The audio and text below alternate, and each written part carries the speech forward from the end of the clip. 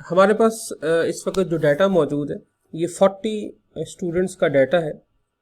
हमने जब उनका टेस्ट लिया एक, तो आउट ऑफ 100 40 स्टूडेंट्स ने ये मार्क्स सिक्योर किए। नाउ वी आर इंटरेस्टेड कि हम इसके ऊपर कुछ डिस्क्रिप्टिव स्टैटिस्टिक्स निकालें, स्पेशली जो अभी हमारा टॉपिक है that is measures of central tendency. तो सबसे पहले we are interested in finding arithmetic mean on this data. How to find out arithmetic mean? Arithmetic mean is simple average. So if you will like AVG, you will get a value, you will get Excel formula जिसका नाम है average. और आप अगर आगे देखेंगे तो आपको नज़र आएगा कि ये जो एवरेज है ये बेसिकली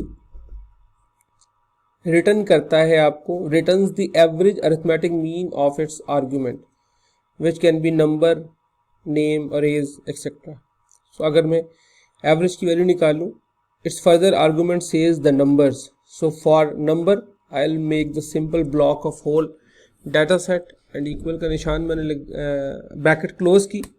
सो मेरे पास एवरेज आ गई कि मेरे के इस क्लास में स्टूडेंट्स ने ओवरऑल आउट ऑफ 100 76.87 मार्क्स को सिक्योर किया है। This is the average figure.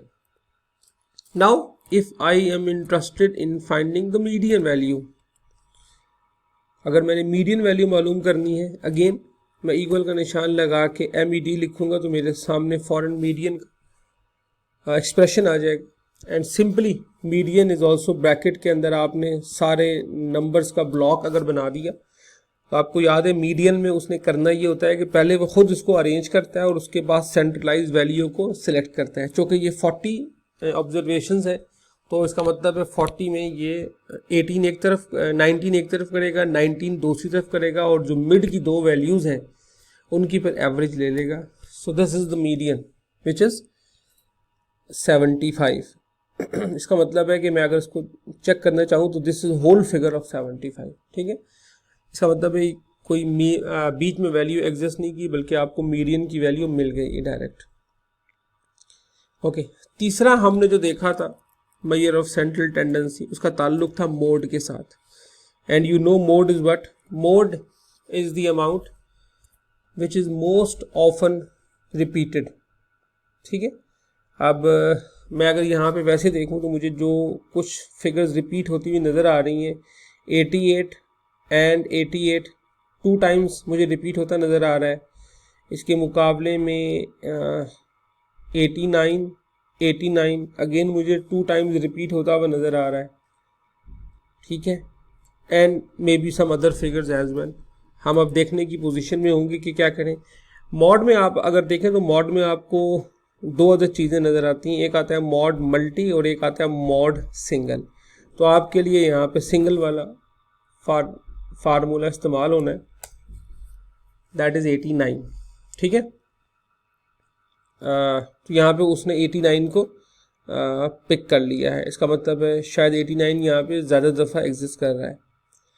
अच्छा, इसमें आप जब आप इसको एक्सेल को इस्तेमाल करेंगे तो आपको यहाँ पे मॉड के उसके अंदर थोड़ी सी प्रॉब्लम कभी कभी नज़र आएगी कि बाज़ वक़्त ऐसा होगा कि एक डाटे के अंदर दो मॉड एग्जिस्ट कर रहे होंगे। यानी कि फ़र्ज़ करें 89 भी टू टाइम्स आ रहा है और 90 भी टू टाइम्स आ रहा है। अब एक्सेल करता ये कि अगर उसे 89 पहले मिलेगा तो वो 89 का जवाब दे देगा, अगर उसे 90 पहले मिलेगा तो वो 90 का जवाब दे देगा। ठीक है, दिस इज़ द प्रॉब्लम। लेकिन मुझे लग रहा है कि यहाँ पे अगर मैं अगर वैसे चलें इसको कैलकुलेट करने की कोशिश करूँ, फ़र्ज़ करें मैं उनसे कहता हूँ जी काउंट, मैंने काउंट करना है और मैंने किस चीज़ को काउंट करना है, मैं उससे कह रहा हूँ काउंट इफ़। ठीक है, काउंट इफ़ मैंने उससे कहा कि इस पूरी वैल्यू में काउंट कर लो। और किस चीज़ को काउंट करना है, मैं उससे कह रहा हूँ कि आप काउंट कर लें 89 को। ठीक है, तो उसने मुझे जवाब दे दिया 3।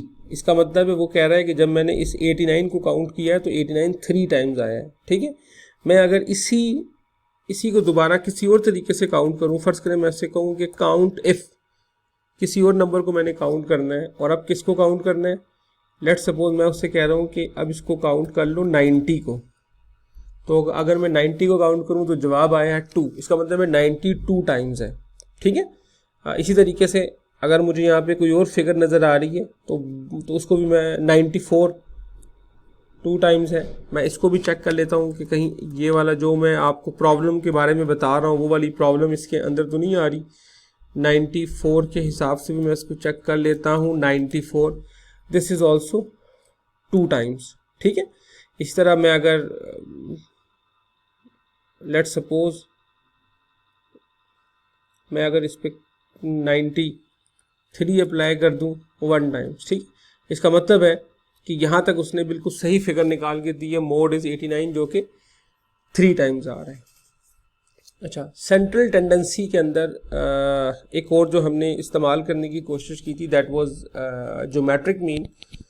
तो अगर मैं ज्योमेट्रिक मीन को निकालने की कोशिश करूं तो मेरे सामने this is the figure which is Jio mean या geometric mean.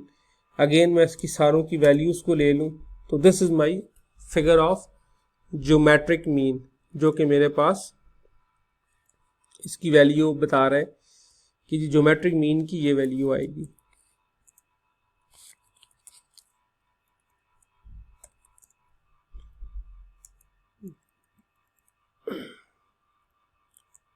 Geometric mean. So these are some of the descriptive statistics जो कि मैं बड़ा इजीली और बहुत ही क्विक तरीके से स्टैटिस्टिक्स में निकालने की पोजीशन में हूँ।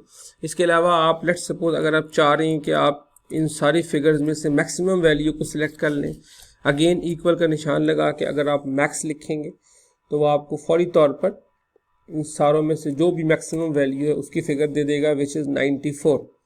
अगर आप चाह रहे हैं कि आप इन सब में से मिनिमम वैल्यू लिखें, again it's not an issue, आप मिनिमम की वैल्यू लिखेंगे and you will have to make a block, you will get the minimum value जो कि इस डाटे के अंदर आपके पास मौजूद होनी चाहिए, ठीक है।